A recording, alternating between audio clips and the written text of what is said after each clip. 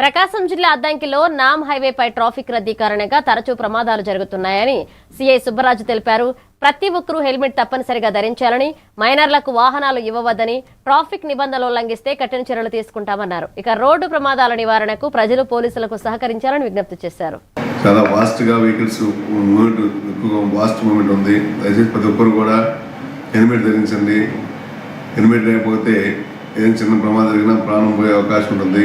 తలకు ఇంజరీ అయితే 90% ఇబ్బందికర పరిస్థితులు ఉంటాయి. దయచేసి ప్రతి ఒక్కరు హెల్మెట్ ధరించండి.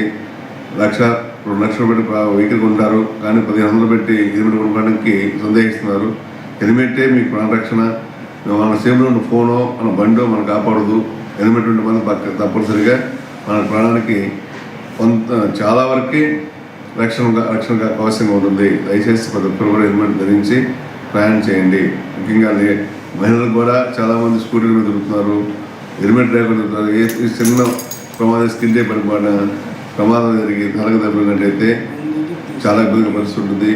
మీ మీద మీ కుటుంబ సభ్యులు, పిల్లలు, అమ్మా నాన్న చాలా మంది ఉంటారు. ఒకసారి డ్రైవ్ చేసే ముందు మన కుటుంబ సభ్యులు కూడా ఆలోచించినట్లయితే మీరు హెల్మెట్ లేకుండా ముందుకు పోలేరు. కోరు కూడా తప్పనిసరిగా హెల్మెట్ ధరించాలని కోరుతున్నాం. ఎవరు కూడా ముఖ్యంగా తాగి డ్రంక్ అండ్ డ్రైవ్ చేయొద్దు. తాగి డ్రైవ్ చేసే క్రమంలో ప్రమాదాలు ఎక్కువ జరుగుతున్నాయి. తనకాయ ఇంజరీ, హెడ్ ఇంజరీస్ ప్రమాదాలు కోల్పోయే సందర్భం చాలా చూస్తున్నాం. ప్రతి ఒక్కరు కూడా మీకు అలవాటు దయచేసి తీసుకెళ్ళి ఇంటికి తాగడం తప్ప రోడ్డు మీద తాగి డ్రైవ్ చేస్తే మాత్రం ప్రమాదం